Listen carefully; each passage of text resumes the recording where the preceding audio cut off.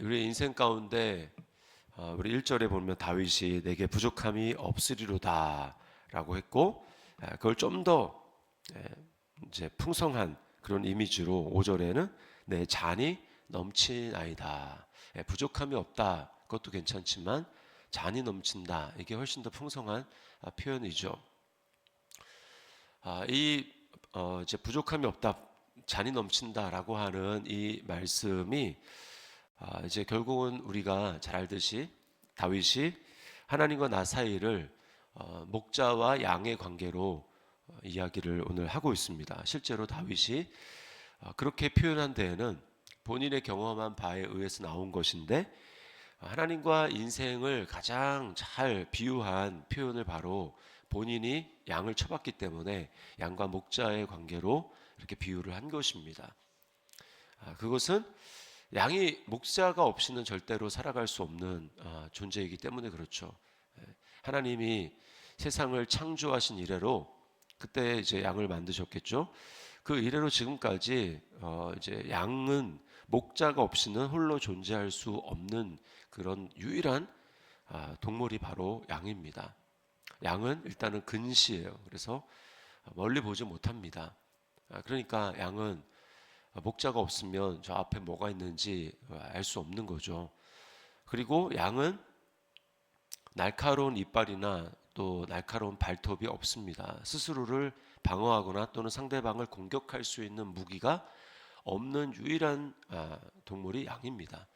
세상에는 뭐 초식 동물이라 할지라도 자기를 지킬 수 있는, 뭐 예를 들면 고슴도치다 그러면 공격을 당하지 않게 자기를 방어할 수 있는 무기가 있습니다. 뭐 그런 게 다 있거든요. 근데 유일하게 양은 이빨도요, 인간의 이빨이랑 거의 비슷합니다. 이렇게 그냥 평평한, 그러니까 이제 그 뭐죠? 풀을 이렇게 계속해서 갈아먹기에 좋은 그런 이빨을 가지고 있습니다. 막 찢어 먹는 게 아니라 갈아먹는, 그게 이제 양입니다. 그리고 발톱도 없어요. 그런가 하면 양은 아마 이제 네 발 달린 동물 중에서 가장 느린 게 아마 양일 겁니다. 매우 느립니다. 빠르지 못해요. 자, 그러니까 보지도 못하고, 멀리 보지도 못하고, 느리지도 못하고, 방어도 못하고, 그럼 어떻게 살겠습니까? 살 수가 없는 거예요.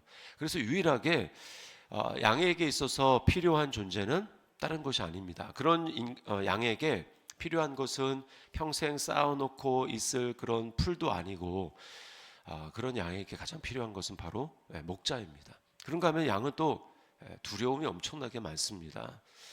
그래서 이제 물가에 가가지고 물을 먹더라도 그 이제 잔잔한 물가면 거기에 비치지 않습니까? 자신의 모습이. 그런데 바람이 일어가지고 그 비치는 그 물가에 물결이 일어나면 그 모습을 보고도 놀래서 두려워하는 것이 바로 양입니다. 그 정도로 양은 두려움이 많아요.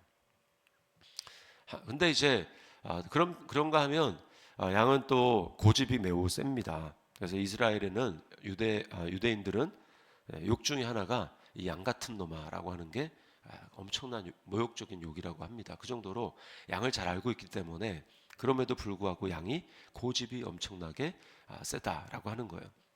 그리고 양은 무리를 지어 삽니다. 그래서 염소와 다른 게 똑같은 초식 동물이지만 염소는 혼자 다니는 걸 좋아해요. 그러나 양은 무리를 지어 다닙니다. 그래서 양은 뭐 생각이 없어요. 그냥 앞에 무리가 간다 그러면 아무 생각 없이 그냥 그 따라가, 꽁무니를 졸졸졸졸 따라갑니다.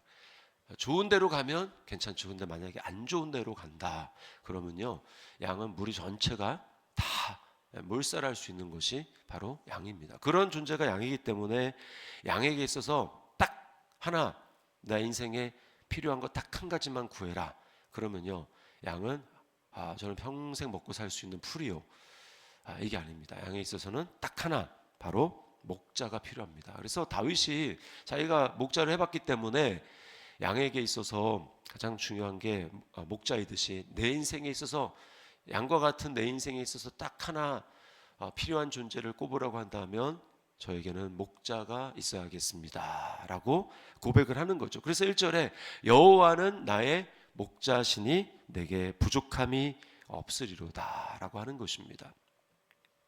자, 여호와가 목자가 됐다 그러면 양이 먹고 살 문제가 해결이 됩니다. 하나님이 내 인생의 목자가 되시면 부족함이 없는데 내 인생에 먹고 살 의식주의 문제가 해결이 됩니다. 그래서 2절에 보면 그가 나를 푸른 풀밭에 누이시며 쉴 만한 물가로 인도하시는도다. 특별히 이 이스라엘의 이 목초지는 우리 대관령 같은 걸 생각하시면 안 됩니다.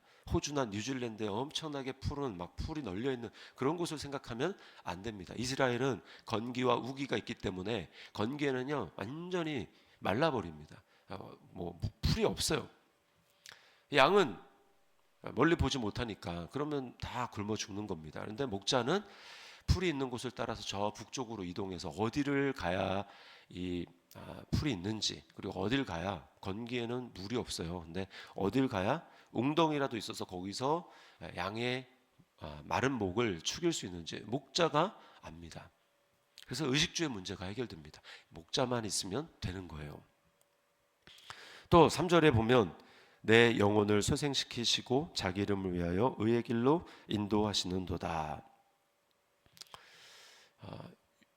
여기 지금 이스라엘은 광야 아닙니까? 광야는 길이 비슷비슷해서 이 길이 저 길이고 저 길이 이 길 같고, 그러면 목자가 없으면 양은 아까 뭐라 그랬습니까? 이제 근시라 그랬어요. 스스로 길을 찾을 수가 없습니다. 그러면 이제 결국 이 길인가 또 저 길인가 하다가 뺑뺑뺑뺑 돌다가 결국은 죽는 거예요. 여기 의의 길이라는 것은 가야 될 내가 헤매지 않고 가야 될 목적지를 제대로 찾아가는 거, 바른 길을 이야기를 하는 것입니다. 그러다 보면 목자가 없으면 양은 어떻습니까? 이스라엘의 건기에 그 태양은 엄청나게 뜨거워서 양이 거기에 오래 노출되면 쓰러집니다. 그런데 목자는 여기 소생시킨다라고 하는데, 목자는 어떻게 하는가? 그 태양에 뜨겁게 노출돼서 쓰러진 그 양을 목자는 안고 이제 무리에게서 떨어져서요. 그리고 목자의 겉옷을 벗고, 그리고 목자의 뒤에 지팡이와 막대기가 나오잖아요. 지팡이를 지주대로 삼아서 작은 소형 텐트를 만듭니다. 그리고 그 양을 거기에 누워요. 이스라엘의 건기에는 햇볕을 엄청나게 따갑지만 그러나 그늘이 있으면 시원합니다. 그래서 그 이제 겉옷으로 만든 그 그늘에 양을 누이면 거기서 양이 이제 정신을 차리는 거죠. 그리고 목자가 자기 가지고 있는 수통에서 양에게 물을 먹이고요. 그리고 목자가 마사지를 합니다. 특별히 이제 여기 뒤에 말씀을 드릴게요. 그렇게 해서 목자는 이 쓰러진 양을 살리는 거예요. 우리가 인생의 해를 어디에 비유합니까? 인생의 고난에 비유를 합니다. 해가 쨍쨍 내리쬐다. 예수님의 4가지 밭의 비유에서도 보면 돌밭이 이제 해가 쨍쨍 내리쬐니까 싹이 나다가 이제 말라 죽었다, 이렇게 얘기를 하지 않습니까? 그러니까 인생의 고난을 상징하는 거예요. 엄청난 고난, 이런 고난 저런 고난 문제를 만나게 될 때 우리가 정신을 못 차리고 낙심하거나 쓰러질 때, 그때 우리를 소성시키는 존재, 내 영혼을 다시 살게 만드는 존재, 우리를 거기서 피하게 하시고 나를 회복시켜서 다시 하나님이 나를 위해서 가야 할 길로 인도하시는 그 바른 길을 가도록 만드는 것, 그것이 바로 목자라는 거예요. 목자. 또 4절에 보니까 사망의 음침한 골짜기로 다닐지라도 해를 두려워하지 않을 것은 주께서 나와 함께 하심이라. 주의 지팡이와 막대기가 나를 안위하시나이다. 이스라엘의 그 동서로, 유대의 그 광야를 가면 동서로 길게 발달한 협곡 같은 것들이 있습니다. 그런데 대낮에 보면 거기만 빛이 들어가지 않기 때문에 쨍쨍 내리쬐는 대낮에 보면 거기가 시커멓게 되어 있습니다. 여기서 사망의 음침한 골짜기를 바로 그걸 얘기를 하는 거죠. 빛이 들어가지가 않아요. 왜? 좁은 협곡이기 때문에. 그래서 동서로 있습니다. 해가 비쳐도 거기에는 들어가지 않는 거니까 멀리서 보면 거기가 시커멓게 되어 있습니다. 근데 목자, 아까 양은 뭐라 그랬죠? 근시라 그랬습니다. 그러니까 모르고 가다가 그 절벽, 그 협곡 밑으로 다 떨어져 죽는 거예요. 목자가 어떻게 합니까? 목자는 지팡이와 막대기로 양이 그쪽으로 가게 되면 가지 못하도록 목자가 양을 인도를 합니다. 그래서 죽지 않는 거예요. 사망의 음침한 골짜기로 다닐지라도 해를 두려워하지 않는다라고 이야기를 하는 것입니다. 자, 그래서 주의 지팡이와 막대기가 나를 안위하시나이다. 또 5절 말씀에 보면 주께서 내 원수의 목전에서 내게 상을 차려 주시고 기름을 내 머리에 부으셨으니 내 잔이 넘치나이다 라고 말을 합니다. 여기 원수라고 하는 것은 양의 입장에서는 맹수입니다. 맹수. 자기를 잡아먹는 사자와 이리, 곰 이런 맹수죠. 근데 목자가 있으면 없으면 양은 맹수의 밥이 되죠. 근데 목자가 있으면 어떻습니까? 여기 원수의 목전에서 상을 차려주셨다. 이게 뭐냐면, 자, 맹수가 노려보고 언제 내가 저 양을 먹을까라고 하는데 목자가 있으니까 한껏 이제 섣불리 덤벼들지 못하는 것입니다. 목자가 지켜보면서 여차하면 물맷돌 또는 여차하면 그 이제 양을 공격한다 그러면 이 목자가 막대기, 지팡이와 막대기로 했냐면 지팡이는요 잘못 갈 때 이렇게 끌어오는 건지는 그런 역할을 한다면 막대기는 이제 맹수와 목자가 싸우게 될 때 끝이 뭉툭해서 바위같이 아주 단단한 그런 것입니다. 그것으로 맹수의 머리를 쳐서 맹수를 이제 죽이는 그런 역할을 하는 것이죠. 막대기를 가지고 목자가 멀리 있을 때는 물매, 가까이 있을 때는 막대기로 이 양을 지키는 것입니다. 그래서 맹수가 노려보고 있지만 푸른 풀밭 쉴만한 물가에서 목자는 경계를 하면서 양은 먹을 수 있도록 그렇게 하는 것입니다. 그래서 이것이 바로 원수의 목전에서 내게 상을 차려주시고 엄청난 잔치상, 양에게 있어서 풍성한 꼴을 안전하게 먹을 수 있는 그 길이 지금 목자 때문에 있다라고 하는 것이죠. 근데 여기 보면 기름을 내 머리에 부으셨다라고 하는데 이게 무슨 얘기인가? 양이 패닉 상태에 빠질 수가 있습니다. 이게 뭐냐면 맹수가 있잖아요. 그러면 그 맹수를 보고 양이 놀라는 거죠. 소스라치게 놀라서 이제 쓰러질 수가 있는데 그때 목자가 하는 일이 양을 마사지를 합니다. 양의 귀에 신경 있는 부분을 만져서 마사지를 하는데 그때 이제 마찰열을 줄이기 위해서 목자 가지고 있는 감람유, 올리브 여기 이제 기름을 머리에 바르셨다. 그것을 거기에 붓고 목자가 목덜미 주위를 마사지를 합니다. 그럼 양이 이제 정신을 차리는 거죠. 아까 영혼을 소생시키신다라고 하는 것과 맞닿아 있는 거예요. 이것이 바로 목자의 역할입니다. 그러니까 여러분 생각을 해보십시오. 우리가 인생에 만날 수많은 이런 일 저런 일 엄청나게 어떨 때는 풀이 어디 있는지 모르고 어쩔 때는 마실 물이 어디 있는지 모르고 어쩔 때는 사막의 음침한 골짜기에 빠질 만한 그런 위험에 있고 어쩔 때는 지금 맹수가 나를 공격할지 모르는 그런 엄청난 두려움에 쌓여 있을 때 그때 만약에 목자가 없다 그러면 그냥 양은 소망이 없습니다. 근데 목자가 있으니까 양이 살 수 있는 거예요. 그래서 다윗이 뭐라고 합니까? 내 잔이 넘치나이다. 내 잔이 넘치나이다. 이거는 그냥 부족함이 없다라가 아니라 지금 완전히 지금 계속 넘쳐서 너무 풍성합니다라고 고백하는 거죠. 여러분 이렇게 이제 양의 입장에서 목자가 없으면 살 수 없는데 우리 인생 가운데 구약과 다르게 우리를 절대로 떠나지 아니하시고 어떤 상황에서도 우리를 버리지 아니하시기 위해서 임마누엘 너희와 함께 하시는 우리와 함께 하시는 하나님이 되시기 위해서 우리에게 오신 목자가 있죠. 그분이 바로 예수님입니다. 그래서 다윗이 6절 말씀에 보면 내 평생의 선하심과 인자하심이 반드시 나를 따르리니라고 이야기하는데 선하심이 반드시 따른다. 내 평생에 우리는 뭐라고 고백할 수 있습니까? 예수 그리스도 우리를 떠나지 않으시는 선하신 목자가 되신 예수 그리스도가 내 인생 가운데 오셔서 임마누엘 하시고 나를 떠나지 아니하시고 지금은 우리에게 내 안에 성령님이 계셔서 나를 영원히 함께 하시니 우리가 부족함이 없는 인생인 거죠.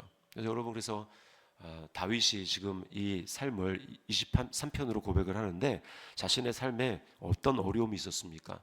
골리앗의 어려움 또 맹수의 어려움 그런 어려움이 있고 이제 사울을 만난 다음에는 사울에게 쫓기는 사망의 음침한 골짜기 계속해서 도피하는 인생 또 자신들을 함께하려고 온 사람들이 배반해서 자신을 돌로 쳐서 죽이려고 하는 그런 일들, 엄청나게 많은 어려움을 당하지 않았습니까? 그때 다윗이 살 수 있었던 유일한 비결은 하나님이 다윗의 인생에 목자가 되어 주셔서 이런 일 저런 일 만날 때 스스로 해결할 수 없는 그 일을 하나님이 함께 하심으로 해결해 주셨기 때문입니다. 다윗이 그거를 돌이켜 보는 거예요. 여기 특별히 6절에 따르리니 그랬잖아요. 따르리니, 이거는 뒤를 얘기를 하는 겁니다. 유대인들에게 방향은요, 우리와 좀 다릅니다. 우리는 미래를 앞이라고 얘기를 합니다. 근데 이스라엘 사람들은요, 과거를 앞이라고 얘기해요. 왜냐하면 앞은 볼 수 있기 때문에. 그래서 과거는 경험했기 때문에 그들 입장에서는 훤히 보이는 이 앞이 과거라고 생각합니다. 근데 미래는 뒤통수 뒤에 있기 때문에 몰라요. 어떻게 뭐가 올지. 근데 여기 지금 선하심과 인자하심이 나를 따른다 그랬잖아요. 모르지만 뭐가 따라오느냐? 선하심과 인자하심, 하나님의 그것이 자기 뒤를 따라온다라고 하는 것입니다. 그러므로 우리가 하나님 앞에 어려운 일을 당했을 때 해야 될 일은 뭐냐면, 내가 지금 내 인생 뒤에 뭐가 올지 모르지만, 근데 중요한 건 뭡니까? 이 앞에는 뭐가 있었어요? 과거에 하나님이 하신 일, 그게 훤히 눈앞에 보이죠. 하나님이 내 인생에 그때 어려울 때 내 인생을 이렇게 인도해 주셨고, 내 삶에 맹수를 만났을 때 하나님이 나를 이렇게 인도해 주셨고, 내 인생에 먹을 것이 없어서 고통 가운데 있을 때 하나님이 나를 이렇게 인도해 주셨고 라고 하는 내 삶에 훤히 보이는 과거를 앞으로 딱 보면서, 그거를 손으로 세워보면서 내 뒤통수 뒤에 미래에 뭐가 올지 모르지만, 그러나 과거를 보니 뒤에는 반드시 그것은 하나님의 선하심과 인자하심이 나를 미래에 따라올 것이다 라고 하는 확신 가운데 거할 수가 있는 것입니다. 이것이요, 우리가 불투명한 미래를 살아가는 방법입니다. 하나님, 내 인생 가운데 주님이 이렇게 하셨습니다. 그때 주님이 이렇게 하셨습니다 라고 하는 것을 기억하면서, 앞에 내가 당할 일이 어떨지 모르겠지만 내 인생을, 과거를 돌이켜보니 하나님은 선하셨고 인자하셨고 그것이 나를 떠나지 않았습니다. 그러니 내 인생에 부족함이 없고 내 인생에 차고 넘치는, 감당할 수 없는 은혜입니다라고 고백하는 거죠. 요한복음 10장 10절 말씀에 선한 목자라고 예수님 말씀하시면서 이렇게 말씀합니다. 내가 온 것은 양으로 생명을 얻게 하고. 여기까지 우리가 잘 알죠. 내가 구원 받았잖아, 나 죽으면 천국 가잖아. 근데 그것으로 그치는 것이 아니죠. 양으로 생명을 얻게 하고 뒤에 더 풍성히 얻게 하려 함이라 라고 말씀합니다. 이게 바로 내 잔이 넘치나이다, 감당이 안 됩니다, 하나님 이제 그만해 주셔도 됩니다. 근데 막 계속 부어주시니까 흘러 넘치는 거예요. 이게 바로 목자가 내 인생에 선하신 목자이신 예수 그리스도, 나를 위해 자기 생명을 아낌없이 내어주시고, 그래서 바울사도가 로마서 8장 32절에 자기 아들을 아낌없이 우리를 위해 내주신 이가 어찌 그 아들과 함께 모든 것을 우리에게 주시지 아니하겠느냐.